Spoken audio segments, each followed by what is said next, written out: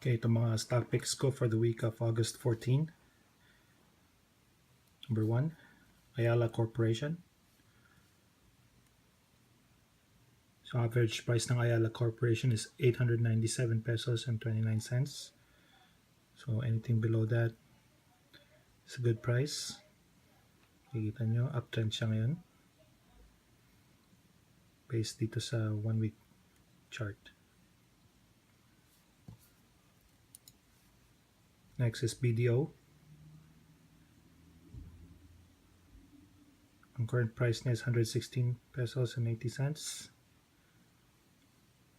Uptrend pa rin siya. Pero kung makikita nyo, meron siyang resistance sa taas. Banda rito sa current price niya. So pag na-break niya tong price na yan ngayong linggo, most likely ang susunod na support, susunod na resistance niya ay nasa may bandang 120 to 124 or 125 pesos. So average price nitong BDO is 116 pesos and 94 cents. So anything below that price is a good buy. Next is BPI. BPI, current price niya is 103 pesos and 30 cents. Kita nyo, uptrend siya. Ang average price nito is 103 pesos and 13 cents.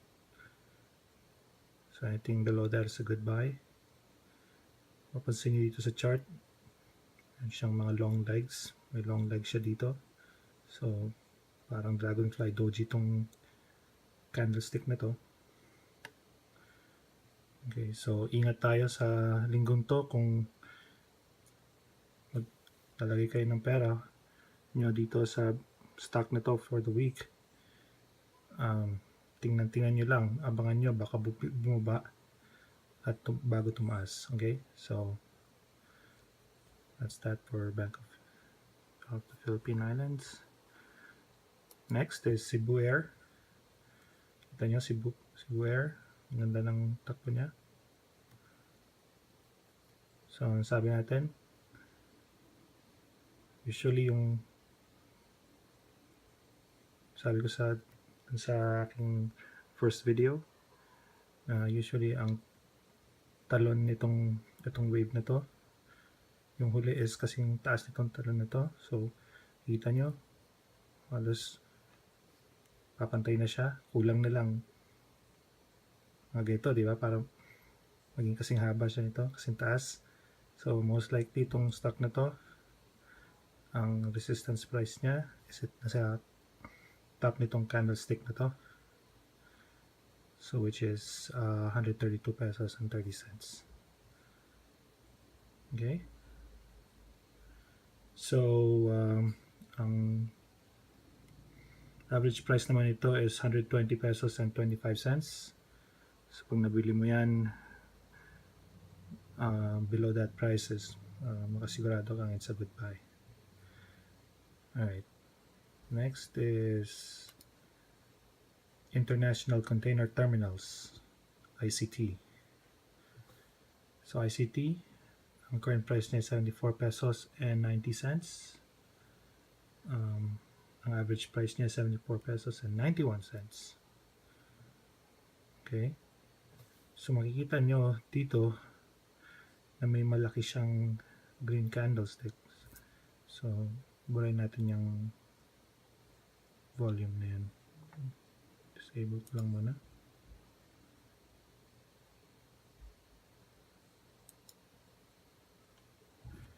Okay.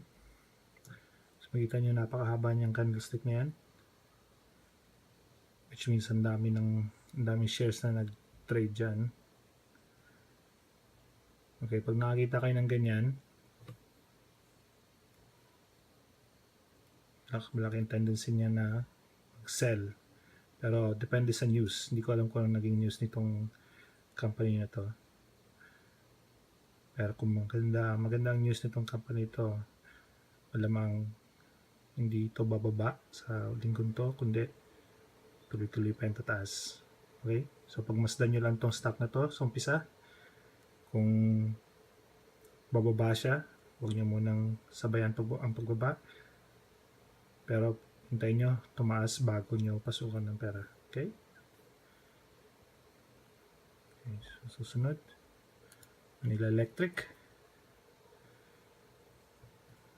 Manila Electric current price niya is 325 pesos.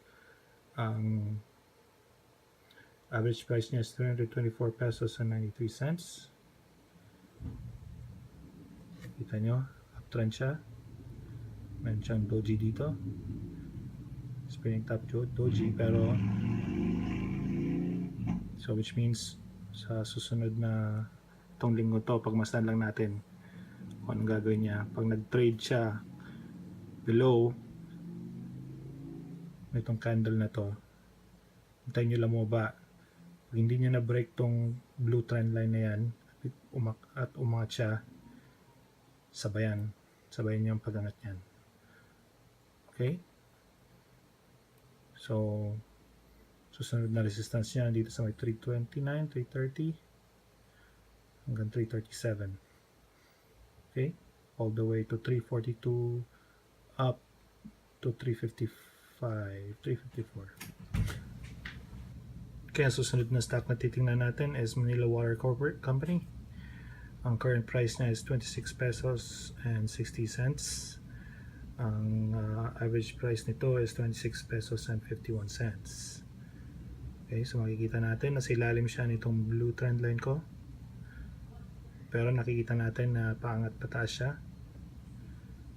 Okay. So tingnan lang natin tong stock na to sa umpisa. Pag nag-trade siya ng pataas, most likely abot ng hanggang 27 to 28 pesos ang price nito. Nandiyan ang first resistance niya. Actually dito medyo mababa, pero looks like nandito nasa 28 pesos ang niya, ang resistance niya. Okay, saka coming off of overbought, so mukhang magandang ang future nitong stock na to for this week. Okay, next company is Mega World Corporation. Mega World Corporation, makikita natin for this week na bumaba siya, pero makikita nyo meron siyang parang graveyard stone doji na nag-form dito. Kita nyo umangat siya at one point, umangat siya dito last week sa $5 pesos and 50 cents, and then bumaba siya, nagbentahan dyan at bumaba hanggang 5.17. Okay, so ang current price niya ngayon ay 5 pesos and 15 cents. Mega World average price is 5 pesos and 12 cents. Okay, so uptrend pa rin siya, nasa ibabaw siya nitong blue trend line ko. Okay, so pag nag-trade siya positively bukas, may malaking chance niya umabot ng 5 pesos and 50 cents. Okay, and then 6 pesos ang nasa near future niya. Okay, nasa oversold condition siya ngayon, so ingat-ingat lang tayo. Tulad na sinabi ko kanina, baka bumaba to this week, pero so abangan sa umpisa ngayong linggo, itong linggo to, pagmasdan nyo muna kung bumaba siya, huwag nyo sabay na pagbaba. Pag hindi niya na-break tong blue trend line, then tendency niya is tumaas. Okay,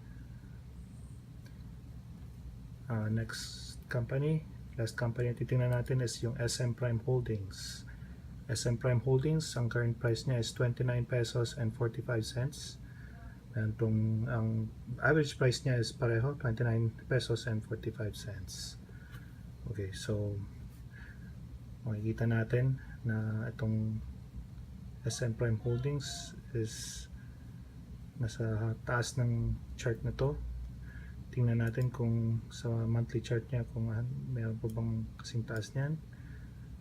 Mukhang wala. So it looks like it's trading off of its highs, ang tawag nila. Trade siya na mataas. Okay, so hindi natin gaano pa kataas to, hindi natin alam hanggang saan, pero mukhang balikan natin yung weekly chart. Okay, mukhang nandito ang support niya dito sa taas nitong candlesticks na to. So most likely kung magte-trade to ng pataas bukas. Ang target price niya is nasa 30 pesos, 31 pesos. 31 pesos, yes. Okay?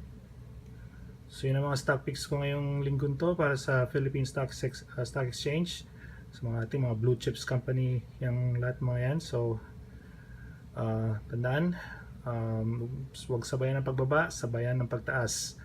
Okay, so tingnan nyo lang kung bago nyo ipasok ang pera nyo sa linggo to for 1 week trade. Tingnan nyo muna kung pataas ang trade, sa nyo ipasok yung pera nyo. Okay, salamat sa pakikinig.